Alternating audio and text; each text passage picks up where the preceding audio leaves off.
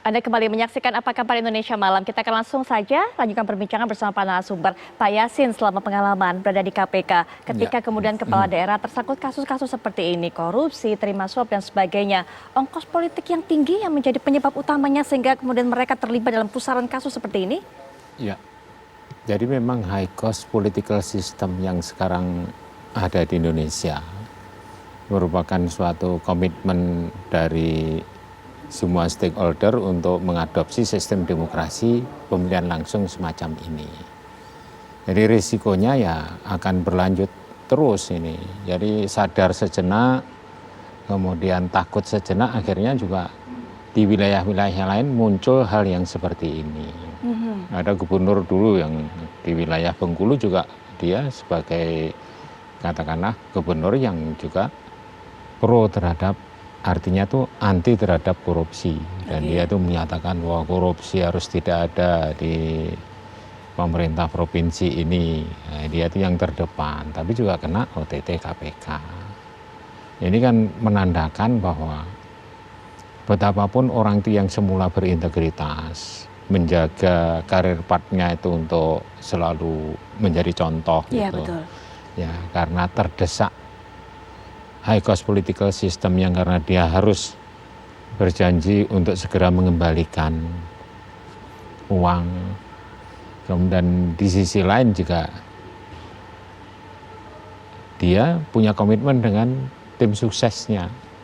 Jadi membayar, mengicon, kemudian ada fee yang diharapkan dari penyedia barang dan jasa, membayar fee kepada pemerintahnya dipakai untuk membayar tim suksesnya seperti itu. Karena selama ini dukungan tidak cuma-cuma ya Pak ya? Ya, jadi pengadaan barang dan jasanya itu kebanyakan dengan sistem yang seperti ini yang perlu kita pikirkan ya tentunya itu. Untuk kepada semua pihak tentunya memikirkan perubahan bagaimana high cost political system itu menjadi tidak high cost political system. Artinya ini merupakan PR bersama bagi pemerintah. Ini solusinya bukan hanya sekedar kasusnya saja. Ini solusinya yang harus kita cari. Kalau tidak akan berurutan seperti ini. Pada periode kepemimpinan KPK periode pertama, kedua mulai meningkat, ketiga mulai meningkat, keempat juga mulai meningkat dalam pengertian meningkat kasus-kasus yang dilakukan oleh para pejabat daerah atau kepala daerah ini. Kalau sistem rekrutmen dari pimpinan bangsa ini di daerah tingkat 2, tingkat 1, maksudnya di pemerintah kota, kabupaten, provinsi, dan bahkan untuk menterinya pun juga tidak didasarkan atas the right man in the right place. Yang penting yang disodorkan oleh partai itulah yang diangkat. Ya, itu akan menjadi permasalahan besar di pusat maupun di daerah. Nanti kita akan bahas lebih lanjut mengenai ini Pak Yasin, mengenai sistem apa sebenarnya yang harus dihadirkan untuk bisa menjadi solusi. Tapi Mas Nyarwi pasti punya catatan tersendiri mengenai ini, karena kalau kita lihat sosoknya begitu bersih, sosoknya sebagai pemimpin ideal, tapi toh jatuh juga terlibat dalam kasus seperti ini juga. Putri, saya membayangkan, saya jujur aja ya terkejut juga dengan ini ya Pak Nurdin Abdullah ya. Karena kalau dibandingkan dengan, terlepas tadi Bung Zainal udah cerita ya, ada beberapa hal yang dikaitkan juga ya dengan misalnya isu-isu penolakan NGO ya, kasus lingkungan atau apa. Tapi yang menarik kan overall track record dari awal tuh bagus gitu ya. Bagus, dan justru dengan orang-orang yang punya kredibilitas yang bagus ya, integritas yang bagus, itu kalau misalnya katakanlah dikaitkan dengan marketing politik ya, itu malah kosnya kan lebih murah idealnya. Artinya kan daya tariknya kan sudah ada, kepercayaan masyarakat sudah ada ya kan. Sehingga menurut saya justru kebalik, kalau misalnya dia kredibilitas terjaga ya, kemudian kinerjanya juga bagus gitu di mata masyarakat, menurut saya dalam proses marketing politik lebih mudah, dalam proses apa yang disampaikan ke publik menunjukkan kinerjanya lebih mudah gitu loh. Tetapi kan catatannya bagaimana dia menjaga dirinya kan gitu, pertanyaan yang sulit sekali ya, supaya dia tidak benar-benar tidak tergoda ya oleh misalnya jebakan-jebakan tadi ya, baik sifatnya ijon atau sampai ke suap seperti itu ya. Nah, Karena begini, kenapa saya percaya kalau pemimpin integritasnya bagus tuh justru marketing politiknya lebih ringan istilahnya. Karena memang contoh ya saya juga ada lembaga misalnya Indonesian Presidential Studies, kita juga ada survei nasional dan survei di beberapa daerah yang terkait pilkada juga, dan salah satunya faktor integritas ya integritas personal itu pertimbangan poin penting dari publik melihat faktor itu penting itu sekitar 45%, dan salah satu di antara itu elemennya adalah bebas dari korupsi, artinya tidak terlibat dari korupsi. Itu betul-betul dipertimbangkan gitu loh. Di luar faktor itu kan ada kebijakan publiknya itu sekitar 15%, di luar itu. Nah, tapi faktor pribadi integritas itu sangat-sangat penting. Nah, makanya tadi Pak Ketua KPK Pak Firly bagaimana menjaga integritas itu menurut saya juga harus betul-betul dikelola dengan baik. Jangan sampai kayak gini lah. Kalau orang pepatah mengatakan begini ya, gara-gara nilai setitik gitu ya, rusak susu sebelanga. Jadi prestasi yang luar biasa itu betul-betul habis gitu loh. Baik, ini berbicara mengenai integritas, Bang Deddy Sitorus, bagaimana kemudian PDIP melihat kadernya, integritasnya kemudian bisa jadi dipertanyakan oleh masyarakat karena kasus-kasus seperti ini, Bang Deddy? Saya mau katakan, tolong kita ke depan menghargai KPK, jangan lagi ada kecurigaan, keraguan KPK akan bekerja maksimal dalam pemberantasan korupsi. Dan saya kira itu sudah dibuktikan oleh KPK. Yang kedua saya ingin katakan, tadi persis yang dikatakan oleh Pak Yasin, kejadian seperti ini akan terus terjadi, ya, tidak akan berhenti, karena OTT tidak pernah menghentikan orang, karena ada banyak faktor. Tadi sudah disebutkan sistem politik. Sistem politik kita yang sangat liberal seperti sekarang ini memang high cost political system. Tidak ada yang bisa menafikan itu. Jadi kalau dikatakan orang seperti Nurdin Abdullah sudah populer tentu gampang, tidak juga. Tergantung apakah lawannya bergerak melakukan manipolitik atau tidak. Karena orang populer juga bisa kalah dengan orang berduit. Itu yang pertama. Yang kedua, seperti kejadian misalnya dalam sistem pemilu serentak. Ini juga membuat keadaan semakin rumit dan manipolitik itu sangat tinggi kalau menurut saya. Yang kedua, nilai-nilai sosial. Sepanjang seorang pemimpin politik, pejabat dianggap sebagai sumber pendanaan bagi kegiatan sosial maupun individu-individu, dan dia tidak punya keleluasaan untuk memenuhi harapan-harapan banyak orang, maka tetap akan gampang menjebak orang, pejabat, untuk terjebak menerima hal-hal bersifat rasuah atau korupsi. Yang ketiga, sistem pengadaan barang dan jasa. Apa yang dilakukan selama ini saya kira itu seperti menampung air hujan dari genteng yang bocor. Problemnya ada pada sistem pengadaan barang dan jasa. Saya berkali-kali mengusulkan supaya diadakan satu pintu. Katakanlah secara nasional, ya, lalu atau secara provinsi. Jadi KPK itu tidak mengawasi begitu banyak pelelangan, tapi cukup satu lembaga yang mengadakan itu. Apakah dia infrastruktur, apakah dia barang dan jasa. Yang keempat, tadi saya sepakat integritas pribadi. Nah, sangat sulit menemukan orang seperti Pak Ahok atau Pak Jokowi misalnya. Memang integritasnya kuat. Akan tetapi, integritas pribadi ini sangat bergantung pada lingkungan interaksinya dan juga lingkungan keluarganya. Jadi tidak serta-merta. Terus terang kita dari partai politik, ya, itu sangat kecewa dan sangat sedih. Katakan misalnya PDI Perjuangan. Setiap calon itu ketika dia mendaftar itu mengikuti psikotes. Ada namanya pemeriksaan rekam jejak yang panjang.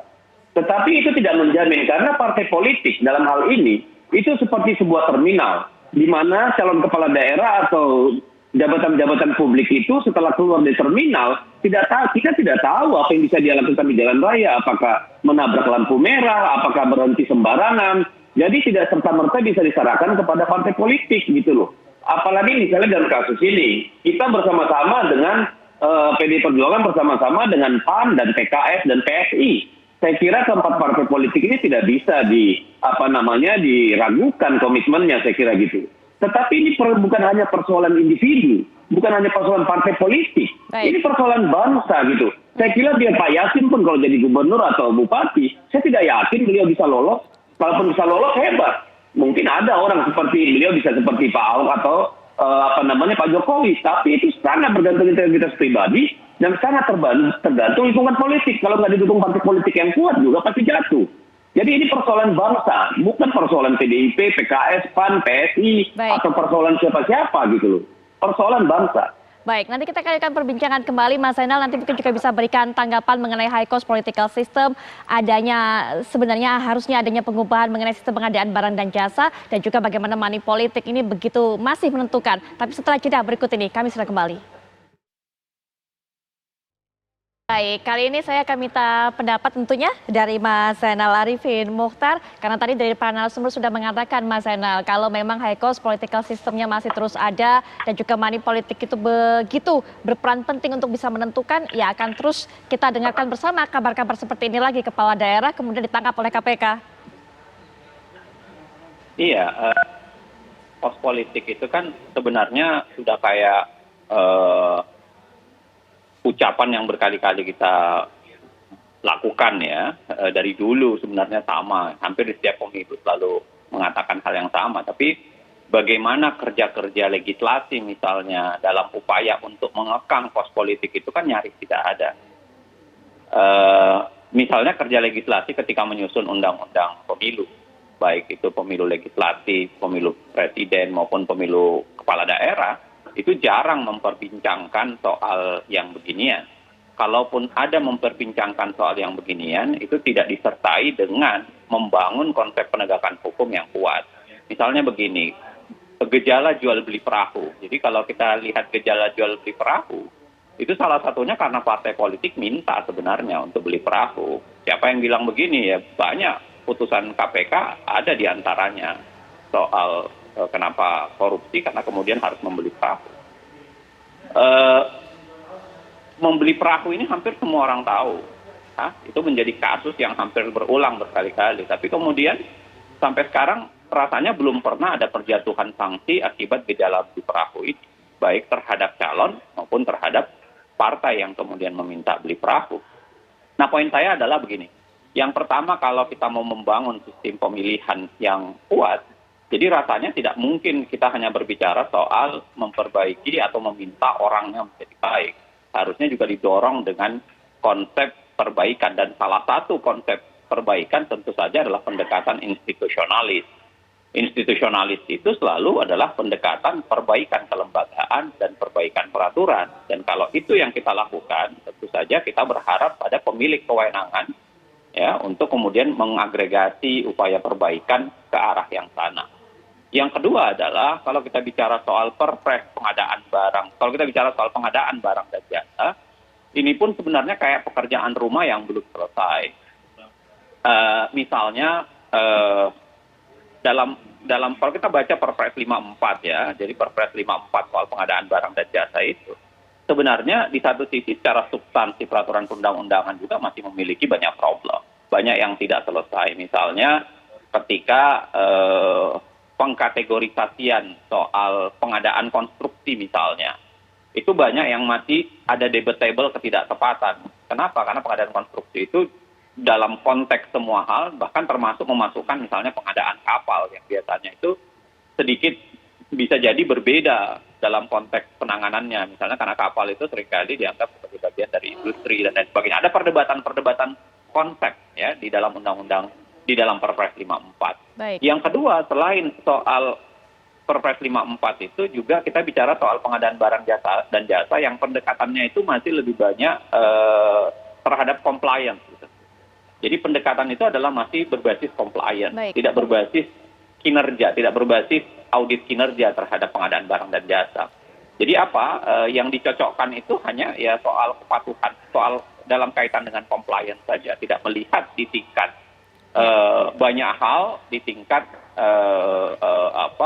audit kinerja terhadap pelaksanaan pengadaan barang dan jasa. Belum lagi kalau kita bicara soal sistem pengawasan yang kuat di bukan sekedar pengadaan barang dan jasa, tetapi juga sistem pengawasan di pemerintahan daerah dan sistem.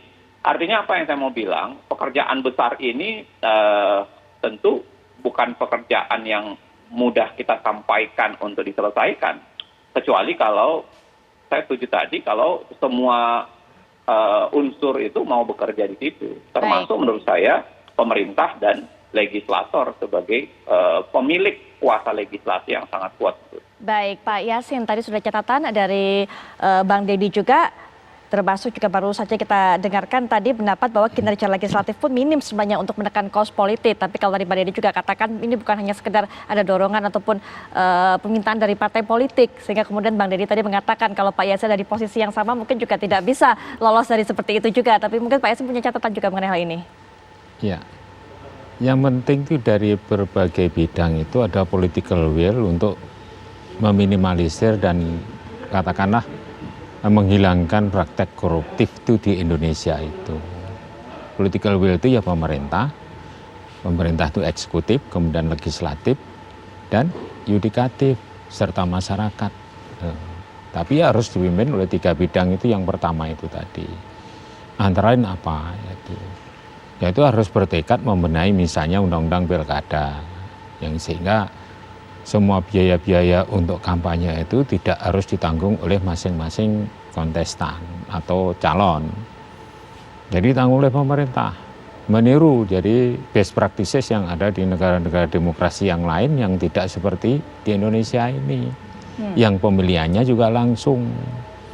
Dan juga ada niat dari semua pihak itu tadi untuk mendidik masyarakat itu agar mereka itu punya apa yang disebut dengan political maturity, yaitu kedewasaan di dalam berpolitik. Nah, jangan menerima amplop, kalau yang membagi amplop jangan dipilih misalnya, itu justru yang harus didengungkan. Kalau sekarang kan masyarakat itu berpikiran siapa yang ngasih amplop besar pada waktu serangan subuh atau apapun bentuk transaksi pada waktu ngasih uangnya itu yang paling besar mereka yang dipilih. Itu. Nah, ini juga masyarakat juga menyuburkan praktek korupsi yang diakibatkan oleh sistem kita yang belum dibenahi secara baik mengenai biaya-biaya politik, kampanye dan lain sebagainya itu. Jadi kalau semua ada political will untuk membenahi, mencegah adanya korupsi, layanan publik juga diperbaiki, cara untuk memilih calon pimpinan daerah atau pimpinan yang ada di pusat pun juga diperbaiki sehingga meminimalisir adanya suatu katakanlah budaya korup ini untuk berlanjut terus. Saya kira itu akan bisa stop. Kalau enggak ya tetap seperti ini. Baik, Bang Dedi mungkin pendapatnya harus ada political will dari semua pihak, termasuk tadi catatannya dari Mas Zainal Arifin adalah ini legislator sebenarnya minim untuk bisa mengurusi hal seperti ini. Saya kira saya setuju ya, regulasi kita tentang political campaign misalnya dan rekrutmen itu memang harus benar-benar kita buat lebih detail. Tetapi untuk teknisnya saya kira KPU dan Bawaslu lah yang menjadi ujung tombaknya. Karena undang-undang sudah jelas menyatakan misalnya jujur, bebas, adil dan sebagainya. Kalau biaya political campaign seperti tadi disampaikan oleh Pak Yasin meniru best practices, misalnya kita melakukan pembatasan tempat di mana bisa campaign, jumlah pertemuan massa yang diperbolehkan, batas maksimum penggunaan anggaran, batas maksimum penggunaan media massa, dan seterusnya dan seterusnya. Saya kira itu akan langsung menurunkan biaya kampanye. Kalau soal biaya rekrutmen, kita di PD Perjuangan biasanya justru membantu kepala daerah. Pengalaman saya misalnya, pengalaman kami misalnya di Surabaya kemarin atau di tempat lain, pengalaman saya pribadi di Kalimantan Utara tahun 2015, kita itu gotong royong pribadi, lepas pribadi, membantu 7,5 miliar untuk menggerakkan seluruh kader, ribuan orang. Kemarin juga kita pilkada itu 8,6 miliar kita gotong royong, masing-masing kumpul. Jadi justru kadang-kadang ya bukan hanya niat yang diperlukan, tapi memang sistemnya harus diperbaiki kalau menurut saya. Kalau yang namanya Panwaslu, Bawaslu tidak ketat, gitu ya, tidak bisa diintervensi. Ya, independen benar-benar penegakan hukumnya, Gakumdu dan sebagainya. Saya kira praktek-praktek curang di lapangan itu akan sulit terjadi. Tetapi kita lihat, kalau kita berharap masyarakat itu kalau sudah terima uang, kita campaign, bilang terima amplopnya jangan coblos orangnya, mereka juga punya rasa utang. Jadi sulit, udah bertahun-tahun kita buktikan tidak terjadi. Pada akhirnya siapa paling banyak, siapa paling terakhir. Nah ini persoalan kita semua saya kira. Karena terus terang, yang banyak tersangkut kasus korupsi ini, itu justru orang-orang terdidik, orang-orang yang kita tahu misalnya secara simbolik kelakuan beragamanya bagus. Kita punya 10 profesor dan 200 doktor yang terlibat kasus korupsi. Jadi bukan masalah pendidikan. Banyak orang-orang yang dari perguruan tinggi bahkan dari sosial juga kena. Berarti bukan masalah akhlak. Ya. Ini banyak sekali persoalannya. Jadi tolonglah, mari bareng-bareng. Kita ini ingin memiliki sebuah sistem rekrutmen politik yang baik, yang transparan dan berkeadilan. Bantu kita partai politik, bantu kita untuk menjaring orang-orang yang tidak hanya punya integritas, tapi dijaga oleh sistem. Karena begitu seorang pemimpin politik dipilih, partai politik itu tidak punya kewenangan terhadap mereka. Ya, baik, Itu Bang bebas mereka gitu loh. Kita juga tidak bisa sembarangan. Terima Baik. kasih. Baik, Bang Deddy mungkin. Mas Nyarwi mungkin penutup selanjutnya bagaimana masyarakat ini akan, karena tadi Pak Yasin sudah berkata ini butuh kedewasaan masyarakat.